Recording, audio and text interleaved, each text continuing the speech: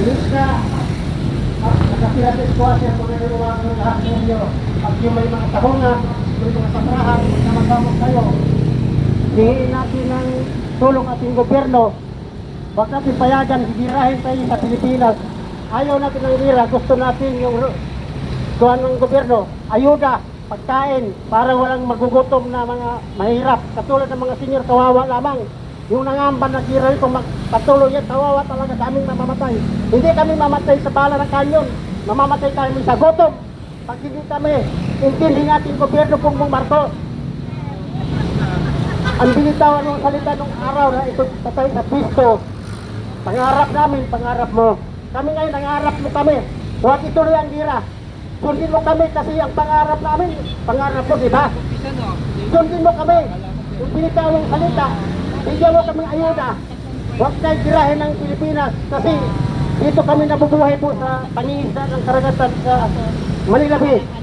Alam mo, mga kasama, mangingisda, mga presidente, sabihin ko lang sa inyo, kasi ito mga dayuhan, binibidi, kasi binibidi ninyo. Kaya nangyari, nag-abuso na.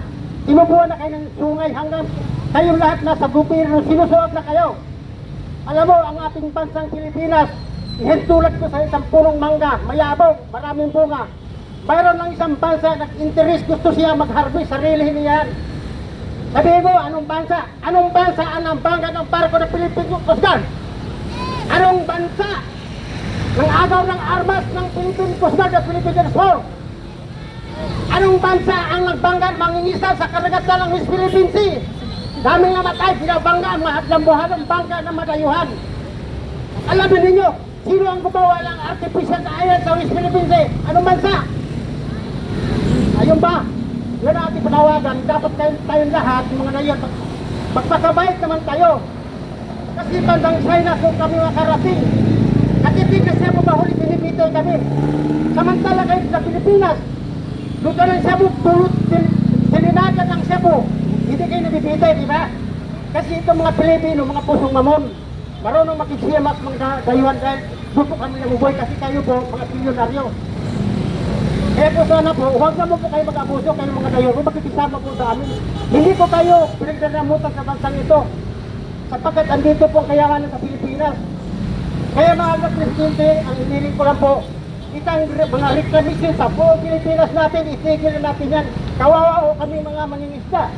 Katulad pa ako isang senior. Mangingisda po rin ako dahil po wala akong natatanggap na ayuda pa sa senior ko.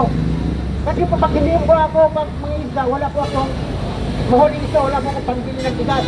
Kaya andito ako ngayon, sumama ako sa samang mangisda upang matulungan kami ng presidente. Yun po ang hindi ko mga presidente. Bigyan mo kami ng maraming pagkain. At saka ayaw namin ang gira. Kasi maraming mamamatay talaga. Maraming mamatay sa gutom, maraming mamatay sa bala ng kanyon.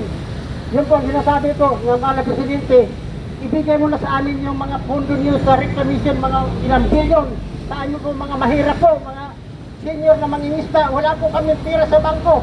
Pag nagkabira po, 3 araw, patay na kami. Wala kami mawigong pila sa bangko. Kaya mga presidente, huwag natin yung silandira. Magigirahin tayo sa bunganga.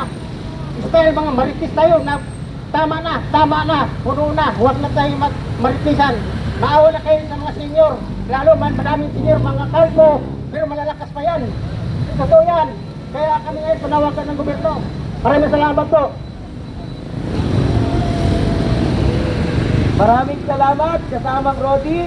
Mula naman sa ating kasama, mula sa Paranaque, Pakisda Paranaque, ating inaanyayahan si kasama Bienvenido.